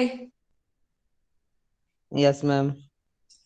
चलो, हो जाएगा क्वेश्चन ये। सिर्फ हमने क्या करना था, कंप्रेस हुआ एडियाबैटिक प्रोसेस है, तो पी भी gamma is equal to constant. ठीक है। अब इन्होंने बोला है एक तो टेम्परेचर दिया है T1 हमें दिया है 17 डिग्री सेल्सियस, ठीक है, इसको कन्वर्ट कर लो केल्विन में, तो ये बन जाएगा 300 आएगा क्या ये, नहीं 290 आएगा। यस, अब हमें T2 नहीं पता बट वॉल्यूम पता है कि 1/8 हो गया है of its initial volume, means V dash is 1/8 times V dash by V हो गया है 1/8, तो हमें T और V में रिलेशन चाहिए, तो यहाँ पे PV is equal to nRT, n को भूल जाओ, T की वैल्यू हो जाएगी RT/V, तो यहाँ से आ जाएगा RT/V into V raise to power gamma is equal to constant, तो यहाँ से TV raise to power gamma -1 is equal to constant, ठीक है। अच्छा, अब हमें क्या चाहिए यहाँ से, हो गया मैम, हो गया। ये हो जाएगा 1 माइनस गामा, ये उस तरफ जाएगा तो 1 माइनस गामा बनेगा ये, ठीक है, तो यहाँ से T2/T1 हो जाएगा V2/V1, तो यहाँ सॉरी V2/V1, तो ये बनेगा हमारे पास 1/8 raise to power 1 minus gamma, gamma की वैल्यू होती है CP/CV, इसकी मोनोटॉमिक है तो इसकी वैल्यू 3/2R, इसकी हो जाएगी 5/2R, तो ये बन जाएगा 5/3, ठीक है, तो 1/8 इंटू 1 माइनस 5/3, तो ये बन जाएगा आपके पास -2/5, सॉरी -2/5, 3। हाँ जी मैम 2/3 आएगा, फिर हाँ जी, प्लस का आएगा मैम, प्लस का, माइनस का नहीं आएगा। क्यों माइनस का क्यों नहीं आएगा, माइनस आएगा मैम। माइनस आएगा। मैम ठीक है, आपका उस साइड भी होगा कुछ, इसलिए होगा। तो देखो ये 8 को आप लिख सकते हो 2 रेज़ टू पावर 3, 3 के साथ 3 कैंसिल, 2 रेज़ टू पावर ये बन जाएगा 1/4 रेज़ टू पावर -1, तो ये 4 आ जाएगा, तो T2 आ जाएगा 4 टाइम्स T1, T1 की आपको वैल्यू दे रखी है 290, वहां पे सब्स्टिट्यूट कर लेना, ठीक है, फिर उसको डिग्री सेल्सियस में कन्वर्ट कर लेना, आंसर आ जाएगा। अच्छा, उसके बाद आपके पास है 17 क्वेश्चन, जल्दी से 17 क्वेश्चन रीड करके बताओ कि क्या ये हो जाएगा, ये बहुत बार रिपीट हो गया है अब तो। क्वेश्चन नंबर 17 जल्दी से रीड करो।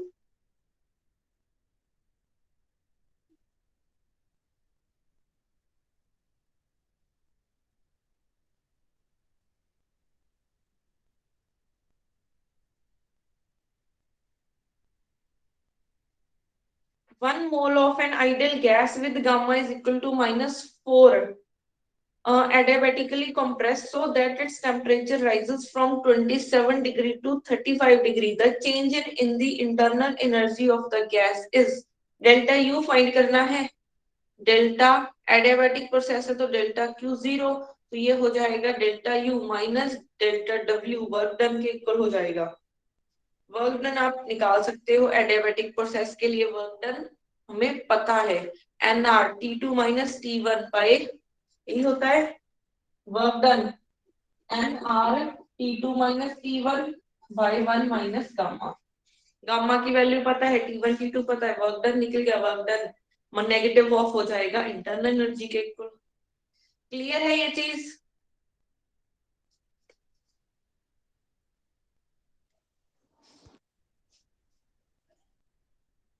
हाँ जी, नेक्स्ट करें question. Yes ma'am. Next 18 question है, the temperature of the system decreases in the process of, temperature of the system decrease कब होता है, अगर फ्री एक्सपेंशन हो, नहीं। अच्छा, फ्री एक्सपेंशन का क्या मतलब है, वर्ड आया है एक चीज, फ्री एक्सपेंशन मतलब कि सिस्टम जीरो प्रेशर के अंदर, जीरो प्रेशर के अंदर एक्सपेंड करता है, ठीक है। फ्री एक्सपेंशन का मतलब होता है कि सिस्टम आपका जीरो प्रेशर के अंदर एक्सपेंड करता है, प्लस यहाँ पे जो एक्सपेंशन होती है ना वो एडियाबैटिक होती है एक्सपेंशन, एडियाबैटिक एक्सपेंशन होगी तो डेल्टा क्यू आपका 0 हो जाएगा, डेल्टा क्यू भी क्या हो जाएगा 0। वर्क डन में पीडीवी होता है तो प्रेशर तो 0 ही है, जीरो अगेंस्ट 0 प्रेशर बोला है मैंने, एक्सपेंशन होती है तो P 0 तो डेल्टा W भी 0 तो डेल्टा U भी 0 हो जाता है इसके लिए, फ्री एक्सपेंशन के लिए। तो माइंड में अब ये चीज रखो, चाहे लिख लो कि फ्री एक्सपेंशन क्या होती है, एडियाबैटिक एक्सपेंशन होती है गैस की अगेंस्ट 0 प्रेशर, ठीक है। तो फ्री एक्सपेंशन में तो नहीं होता है। उसके बाद एडियाबैटिक एक्सपेंशन में आइसोथर्मल, पहली चीज आइसोथर्मल, सी ऑप्शन और डी ऑप्शन में लिखा है isothermal expansion and isothermal compression. Isothermal में तो टेम्परेचर ही कांस्टेंट रहता है तो एक ही चीज बची है एडियाबैटिक एक्सपेंशन। एक्सपेंशन में टेम्परेचर डिक्रीज होता है और कंप्रेशन में टेम्परेचर इंक्रीज होता है, ये चीजें आपको पता होनी चाहिए, ठीक है। अच्छा, उसके बाद क्वेश्चन नंबर 19 है एन इंसुलेटेड मैम फिर कंटेनर इसका ऑफ, एडियाबैटिक एक्सपेंशन आएगा। हाँ जी।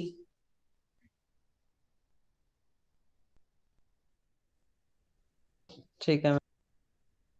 उसके बाद क्वेश्चन नंबर 19 है an insulated container of gas has 2 chambers separated by insulating partition. हमारे पास 2 चैम्बर्स हैं,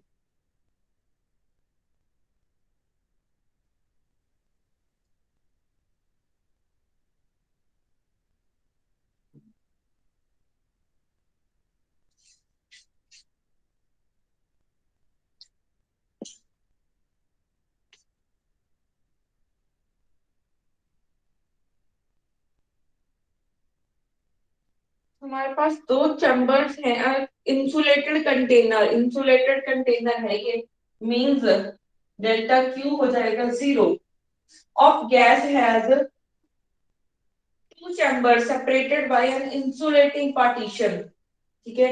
one of the chamber has a volume V1 and pressure P1 and temperature T1, the other chamber has a volume V2, pressure P2 and temperature T2. If the partition is removed without doing any work on the gas, अगर हम partition को remove कर देते हैं then final equilibrium temperature of the gas in the container will be, कितनी होगी value. Question क्या हमने कहीं पे किया हुआ है, सोचो क्या हमने ये क्वेश्चन कहीं पे किया हुआ है। इक्विलिब्रियम टेम्परेचर निकालना है आपको, टी निकालना है। अब देखो टोटल जो हीट है वो इक्वल टू 0 है, तो यहां से Q1 plus delta Q2 is equal to 0, क्योंकि अब हमें ये तो नहीं मेंशन कि दोनों का टेम्परेचर सेम है, उन्होंने बोल दिया कि एक सिस्टम का T1 है दूसरे का T2 है, तो अगर एक का टेम्परेचर हाई हो तभी तो वो इक्विलिब्रियम टेम्परेचर पे पहुंचे हैं। तो एक बॉडी का टेम्परेचर, एक चैम्बर का टेम्परेचर हाई होगा, एक का लो होगा, तो हीट कहां से कहां फ्लो करेगी, higher temperature body to lower temperature body. तो एक पॉइंट पे हायर वाले का कम होता जा रहा है और कम वाले का ज्यादा होता जा रहा है, तो एक पॉइंट पे दोनों सेम लेवल पे आएंगे, इक्विलिब्रियम टेम्परेचर पे आएंगे, वो हमें फाइंड करना है, ठीक है। तो उसके लिए क्योंकि सिस्टम टोटल इंसुलेटेड है बाहर से, तो डेल्टा क्यू 0 है, तो ये एक दूसरे के साथ तो एनर्जी एक्सचेंज कर रहे हैं ना, ठीक है। ये एक दूसरे के साथ तो एनर्जी एक्सचेंज कर रहे हैं क्योंकि पहले पार्टीशन थी, पार्टीशन इंसुलेटेड थी, बट अब मैंने पार्टीशन ही रिमूव कर दी है, तो अब ये यहां से यहां पे एनर्जी एक्सचेंज हो सकती है, ठीक है। अगर यहाँ से यहाँ एनर्जी एक्सचेंज हो सकती है तो मैं इसको लिख सकती हूँ delta Q1 plus delta Q2 is equal to 0। अब Q की वैल्यू क्या होती है हमारे पास, Q की वैल्यू क्या होती है, MC dt, ये ना मार्कर में इंक खत्म हो गई है,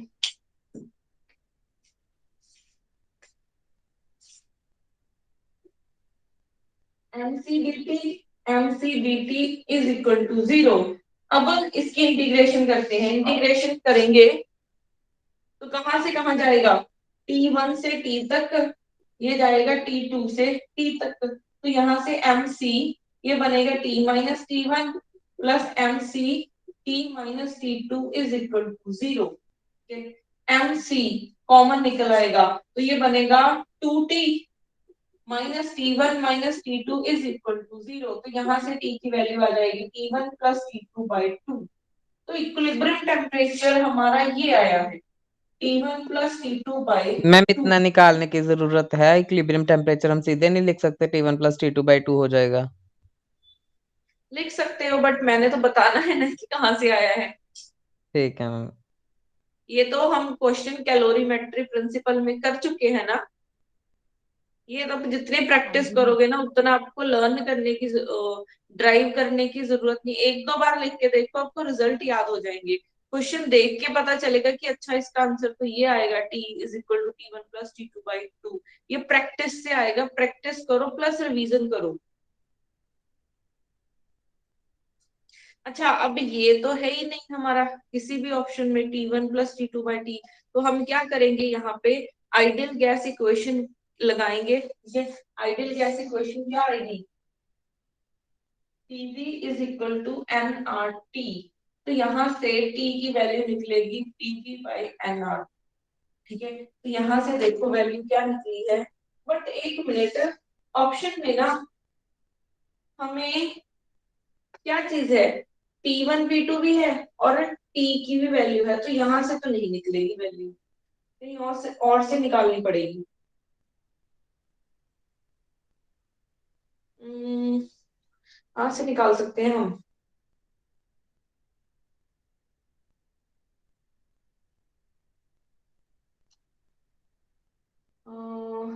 U is equal to U1 plus U2। अच्छा अगर मैं एक चीज देखूं, इसकी इंटरनल एनर्जी U1 थी, इसकी U2 थी, अब दोनों मिक्स हो गए हैं। अब दोनों मिक्स हो, क्योंकि जो हमने यहाँ से निकाला है ना इसके साथ आंसर मैच नहीं कर रहा है, ठीक है, आंसर किसी और ही वे से निकला है। अब इसकी एनर्जी है U1, इसकी एनर्जी है U2, तो जो टोटल एनर्जी है वो हो जाएगी U1 plus U2। Total energy हो जाएगी U1 प्लस U2। क्या हम इसका कोई और मेथड से यहाँ से कुछ वैल्यू निकाल सकते हैं U1 U2 की? कैसे निकालेंगे इसको, क्या इसका कोई रिलेशन होता है?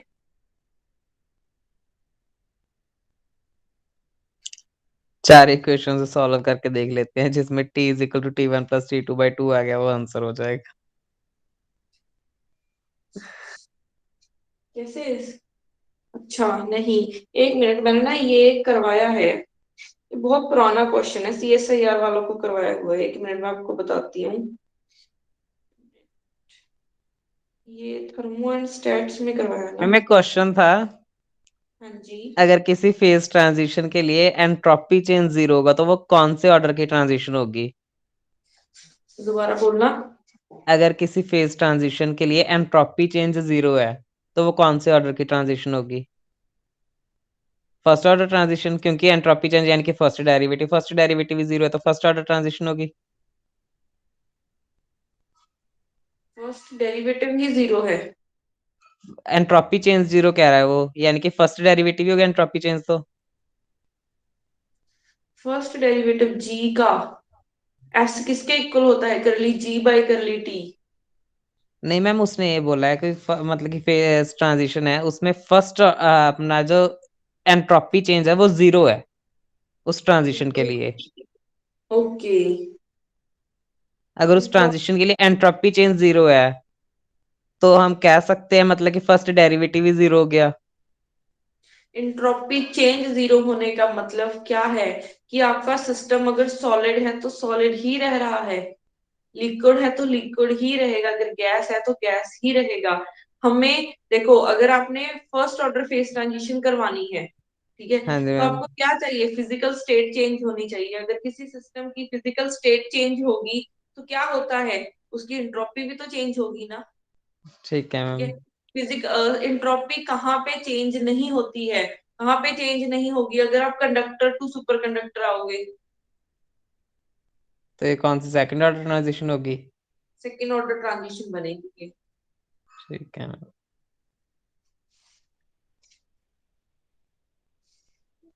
एक मिनट में आपको बताती हूँ ये क्वेश्चन कैसे होगा। अलग ही वे से किया हुआ था ये।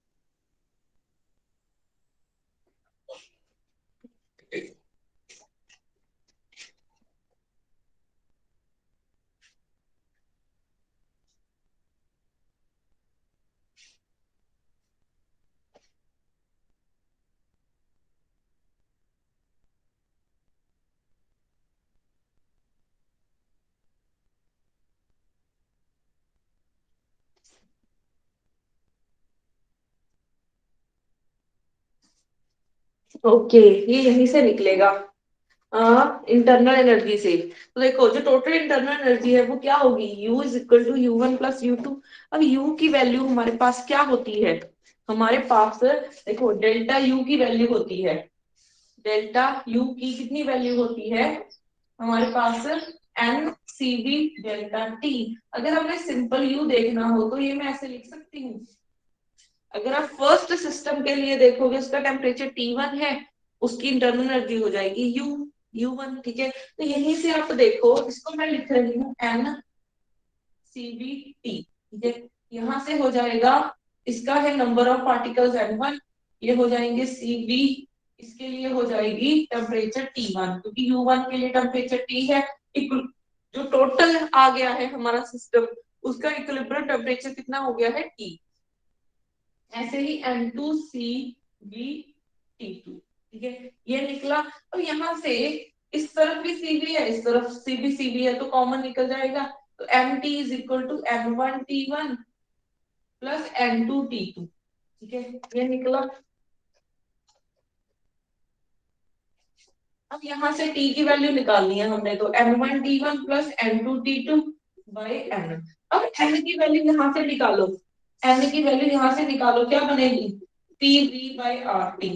ठीक है, तो यहाँ से निकला, फर्स्ट के लिए है P1V1 by RT1 into T1 plus N2 की P2V2 by RT2 into T2 divided by N की वैल्यू क्या हो जाएगी, PV बाई RT। यहाँ से T1V1 बाई R। क्या ये कुछ बन रहे हैं ऐसे option?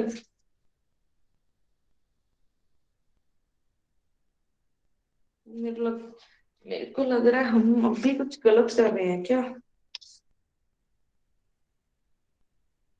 Okay okay okay okay, देखो ये, अब यहाँ पे एक चीज देखो, हमें ना ऑप्शंस के साथ मैच करना होगा। ऑप्शंस में कहीं पे भी पीवी बाई आर टी नहीं है। अगर पीवी बाई आर टी नहीं है, एन जैसे मैंने लिखा था कि जो टोटल यू है वो क्या है, U1 प्लस U2 का ही सम है, ऐसे ही एन, इसमें पहले पार्टिकल्स थे N1, इसमें है N2, तो जो टोटल एन है वो क्या होगा, दोनों का सम ही होगा ना।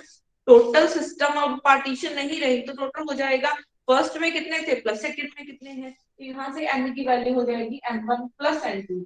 तो नीचे की तरफ क्या बनेगा, T1V1 बाई T1, ये तो कैंसिल हुआ, by R plus P2V2 by R divided by N1 की वैल्यू फिर से ये सब्स्टिट्यूट हो जाएगी, P1V1 by RT1 P2V2 by RT2। ठीक है, ये बनेगी आपके पास है, ये नीचे वाला R इसके साथ R के साथ कैंसिल हो जाएगा, तो ये बनेगा P1V1 plus P2V2 divided by T1V1 by R T1 plus P2V2 by T2। तो सिर्फ इतना याद रखो, इससे तो नहीं निकला था। तो जो टोटल इंटरनल एनर्जी है वो क्या होगी, U1 प्लस U2, यहाँ से U की वैल्यू सब्स्टिट्यूट की, तो नीचे वाले N को N1 प्लस N2 लिखा, फिर तो आगे सिंपल ही है। ठीक है, क्वेश्चन करना। उसके बाद अच्छा, 20th क्वेश्चन भी आपका बहुत इजीली हो जाएगा, ये तो अब रिपीट ही होते जा रहे हैं question. During an adiabatic expansion of 2 moles of a gas, the change in internal energy was found to be equal to -200 joule। आपको n की वैल्यू गिवन है, इंटरनल एनर्जी में चेंज गिवन है, एडियाबैटिक एक्सपेंशन है तो delta Q 0 है, तो यहाँ से वर्क डन निकल जाएगा। कितना आएगा, कितना आएगा वर्क डन की वैल्यू बताना जल्दी से। मैम 200 जाओ सी को सी। 200 आ रही है सबकी वैल्यू। हाँ जी, क्योंकि आ गया ना, change in internal energy plus change in work done is equal to 0। ਜੇ ਆਪਾਂ ਡੈਲਟਾ ਯੂ ਜਿਹੜਾ ਮਾਈਨਸ 200 ਲੈਣੇ ਆ ਤੇ W कितना आ जाएगा 200 जाओ। अच्छा, एक काम करो, अभी ना जैसे बहुत दिन वेस्ट हो रहे हैं क्वेश्चंस करवाने में, आप मेरे को सिर्फ इतना काम करना, ये जो बाकी 20 क्वेश्चंस रह गए हैं आज बैठ के खुद से सॉल्व करो, और शाम, ठीक है, 5 बजे से ना पहले पहले मुझे सब ग्रुप में डाउट भेज दो, जो जो क्वेश्चन नहीं हुआ फिर हम वो डिस्कस कर लेंगे सिर्फ।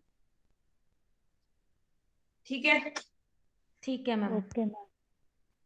जो 20 क्वेश्चन है अभी आप ये बैठ के कर लेना, और जो भी डाउट्स है साथ के साथ आप भेजते रहना। ठीक है,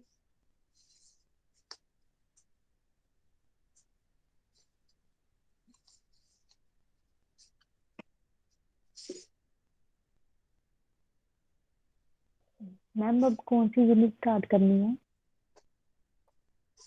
कौन सी यूनिट मतलब, अभी तो एटॉमिक पेंडिंग है आपकी। यस जी मैम। मैंने फैक्ट भूल गए।